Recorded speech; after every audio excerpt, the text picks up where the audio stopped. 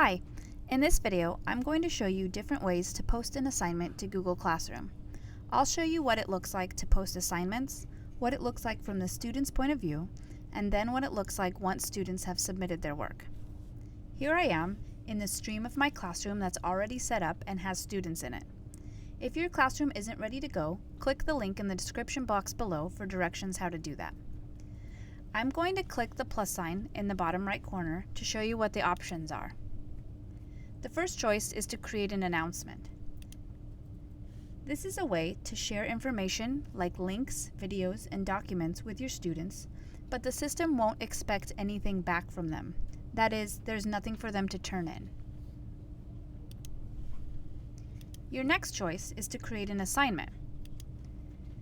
It looks very similar to when you post an announcement, except now the system will expect students to either turn something in and attach a Google file, or they can do something not Google related like watch a video, and they'll have the option to mark it as done. One other very useful feature that posting an assignment allows you to do is create a template or a guiding document for your students, and it will copy that assignment for each student. So they will each have their own individual file to work from that is shared with you. The next type of post that you can make in Classroom is a question. This is a quick way to collect responses from your students without having to create a Google file or requiring them to attach something. In this video, I'm going to walk you through creating an assignment in which I've created a template in Google Docs that I'd like each student to have their own copy of. To do this type of assignment, I have to start in my Google Drive account to create the template. So I'm going to open a new tab and type in drive.google.com.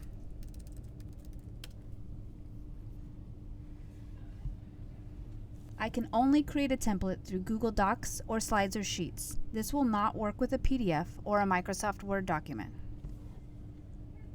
I'm going to start by creating a new Google Doc. And for this assignment, I'll do something very simple. I'll have them type their name. Then I'll paste a link for them to read an article.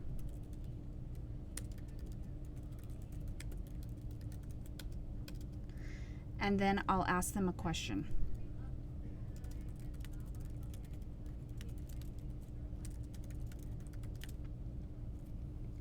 Then I want to make sure I title my document by clicking on the title in the top left.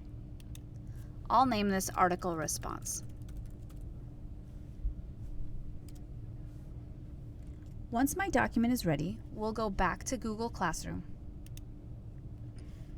I'll press the plus sign in the bottom corner and click Create Assignment. Now I'll type in a title for my assignment. It can be the same as your Google Doc. You can write instructions here if you want to,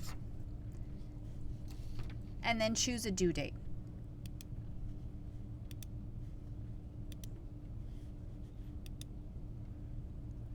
Now these icons at the bottom will allow me to attach various things, including that template we just created. The first icon is to attach a file, image, or PDF from my computer. This will be for student viewing only. They will not be able to interact with the file from your computer. The next icon is to attach something from your Google Drive. This will allow me to grab that template I just created for my students. Here I've opened my drive. I'll click on the article response document, and then I'll click Add at the bottom. Now here is a very important part. The default permission for this document is that students can view the file only. If I click that drop-down, I get the option that students can edit the file, which means all of my students in the class can edit this one file. That's potentially 30 students on the file at the same time. This might be what you want occasionally, but for this assignment, I want to select Make a Copy for each student. These last two icons at the bottom of this window here are for attaching a YouTube video and for attaching a hyperlink or a URL for the students to visit a website. This drop down in the middle is useful if you have multiple classes that you want to give this assignment to, like if you're a secondary teacher with multiple periods of the same class. You can check the boxes next to all the classes you want to assign to. And now I click Assign.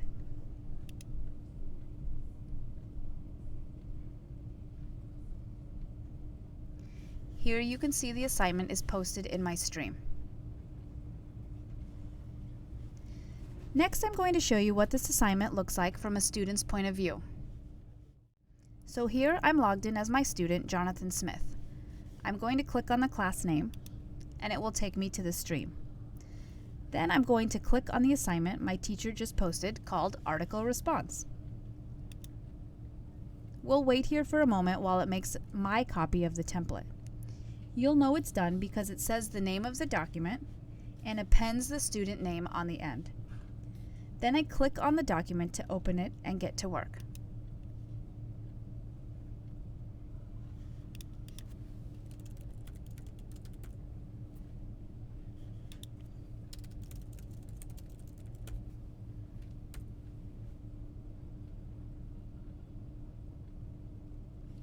Once I'm done working, I see a button at the top next to the blue Share button that's not normally there. This is the Turn In button when I'm working through Google Classroom. If I click that, it will take me back to Classroom and ask me if I'm sure I want to turn this assignment in. Click Turn In one more time. Now, my assignment as a student is submitted. Once a student's assignment is submitted, they'll no longer have editing rights to that document. They are able to unsubmit it to make changes, but you as the teacher will see that they've done that from your end in Google Classroom. Now I'll show you what submitted work looks like on the teacher's end. I'm back in my teacher classroom. I can see here on the assignment in the stream that one of my students is done, which means they've submitted their work. And potentially any student that is not done or has not submitted their work, you would see that many students here. This could mean that all the students have done their work, but they just haven't pressed the Turn In button, or it could mean that they haven't done anything at all. Either way, you'll be able to see their progress. I'm going to click on the assignment to get more details. Here, I'll be able to see all of my students, and it will tell me if they're done or not. If I click on the document, it will open up the student's work for me to view and leave comments.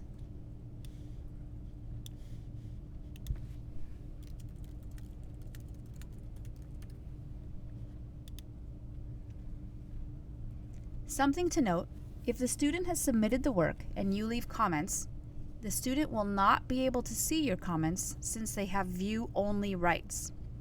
You will need to return their work to them in order for them to see the comments and make changes.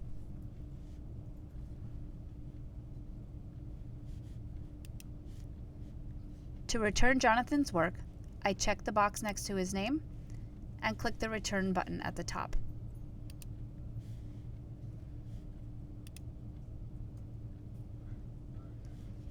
If you want, you can leave a grade here, but it won't transfer to any gradebook, so you'll have to re-enter it elsewhere. The default is out of 100 points, but you can change that up here by clicking in the box.